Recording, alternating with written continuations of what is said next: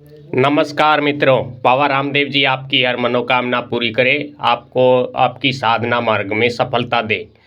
तो बाबा की आप सेवा भक्ति आराधना करते हैं, तो बाबा आपको कब वाक सिद्धि देंगे, कब आपकी ज़बान पर सरस्वती बैठेंगी, कब आपकी कही हुई बात सच होगी, इसके बारे में आज हम आपको जानकारी देंगे। आप इन नियमों को ध्यान में रखते हुए बाबा की सेवा भक्ति आराधना करेंगे तो हम बताएंगे उतने दिन में बाबा की कृपा अवश्य होगी और आपकी कही हुई बात अवश्य सच होगी।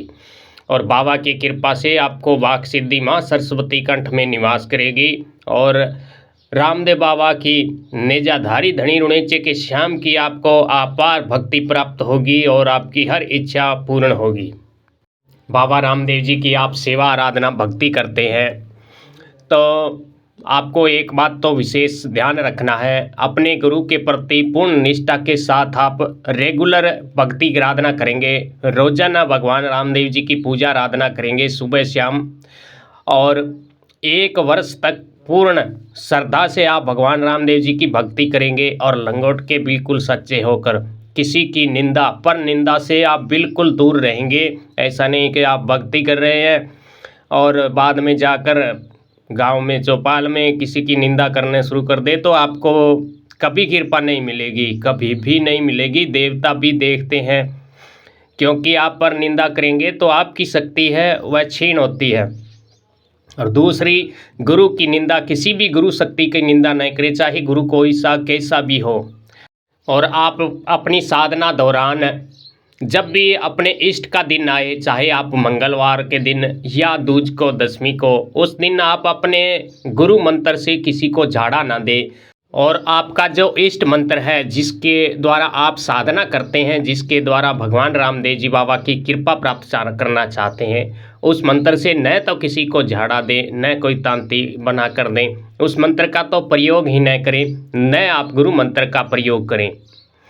क्योंकि अगर आप इन मंत्रों का प्रयोग करेंगे तो आपकी कमाई हुई शक्ति, आपकी कमाई हुई ऊर्जा सामने वाले को लाभ देगी, उन्हें फायदा देगी, पर आपका भला नहीं हो पाएगा, क्योंकि आप उतनी ऊर्जा इकट्ठी नहीं कर पाएंगे और आपकी ऊर्जा झाड़े के द्वारा, तांत्रिक के द्वारा क्षय होती रहेगी।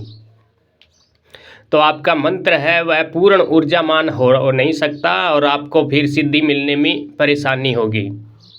और गुरु मंत्र से तो कभी झाड़ा देना ही नहीं चाहिए। गुरु का मंत्र है जो हमेशा साधक की रक्षा करता है और साधक के बुरे समय में गुरु मंत्र सहायता करता है। इसलिए हमेशा अपने गुरु मंत्र की ऊर्जा को हमेशा संभाल कर रखना चाहिए, किसी को झाड़ा या ऐसे नहीं देना चाहिए।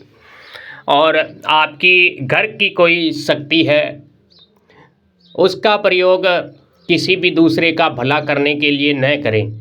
आप घर की कोई सिद्ध की हुई कोई वस्तु हो, जैसे पुराने बुजुर्ग थे, बहुत से ऐसे हमारे बुजुर्ग जो तंत्र मंत्र में रुचि रखते थे, अन्यथा जो भक्ति आराधना करते रहते थे, उनके द्वारा अपने वंश को आगे सुरक्षित करने के लिए ऐसी बहुत सी वस्तुएं हैं जो सिद्ध करके घर में छोड़ दिया करते थे। तो आप उन चीज़ों को भी किसी दूसरे भगत को न दें। जैसे सियार सिंगी होगी, हाथा जड़ी होगी, ऐसी चीज़ें हैं जो बहुत से भगत हैं अपने परिवार की सुरक्षा के लिए जागृत करके छोड़ देते हैं। अगर आपके पास कोई सियार सिंगी पड़ी हुई है ऐसी, और कोई भगत अगर आपको 1 लाख रुपए भी दे तो भी आप उस सियार सिंगी को न दें, क्योंकि आप उस सियार सिंगी से पता नहीं कितने लाख कमाएंगे। आपकी परिवार की, शरीर की पता नहीं वह सियार सिंगी कितनी बार रक्षा करेगी। इसलिए आप इन तांत्रिक वस्तुओं को घर से न निकालें। अगर ये वस्तुएं आपके घर में आपके बुजुर्गों द्वारा सिद्ध करके रखी हुई है तो ये आपके घर की सुरक्षा करेगी और आपके साधना मार्ग में हमेशा सहायता करेगी। आपके घर में कोई अनिष्ट नहीं होगा तो आप साधना अच्छी तरह कर पाएंगे और साधना में भी मन लगेगा। अगर आप चाहते हैं कि हमारी भी कही हुई बात सच हो, हमें भी इष्ट सिद्धि प्राप्त हो, वाक सिद्धि प्राप्त हो, तो बाबा रामदेव जी को रोजाना स्नान कराएं, चंदन का टिक्कर लगाएं, केसर का तिलक करें और बाबा रामदेव जी को देसी घी की ज्योत लगाएं, उसमें लौंग इलायची लगाएं और रोजाना बाबा रामदेव जी की गूगल का धूप दिखाएं, डाली बाई और बाबा रामदेव जी के गुरु बालीनाथ जी गुसाई दादा को निमन करके और आपके क्षेत्रपाल और भगवान भैरव को, स्थान देवता, ग्राम देवता आदि समस्त देवी देवताओं को प्रणाम करके और रोजाना भगवान रामदेव जी की साधना भक्ति की आराधना करते हैं, तो एक समय का चुनाव करें, समय का बदलाव बिल्कुल भी न करें। सुबह अगर 4 बजे करते हैं तो रोजाना 4 बजे ही करें।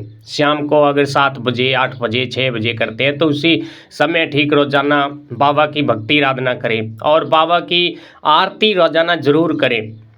आरती के लिए आप दीपक को थाली में सजा लें, थोड़े से चावल डालकर उस पर दीपक रखें और फिर जिस तरह आरती की जाती है मुख से बोलते हुए और दीपक को घुमाते हुए बाबा की आरती उतारें। ऐसा करने से आपकी देव शक्ति को एक तो कोई अपवित्र नहीं कर पाएगा, आपकी देव शक्ति बहुत ही ऊर्जामान होगी, आपका स्थान जागृत होगा, फिर आपको सिद्धि में किसी प्रकार की अड़चन नहीं आएगी।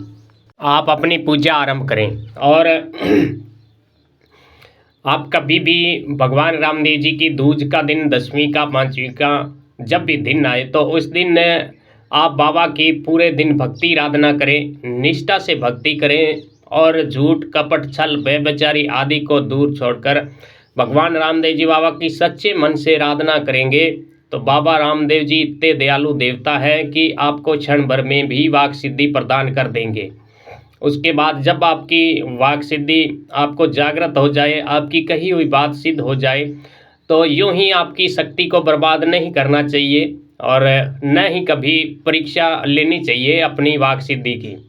अगर आप ऐसा करना शुरू कर देंगे तो आपकी शक्ति है जो धीरे धीरे क्षीण होना शुरू हो जाएगी और एक दिन फिर समाप्त हो जाएगी।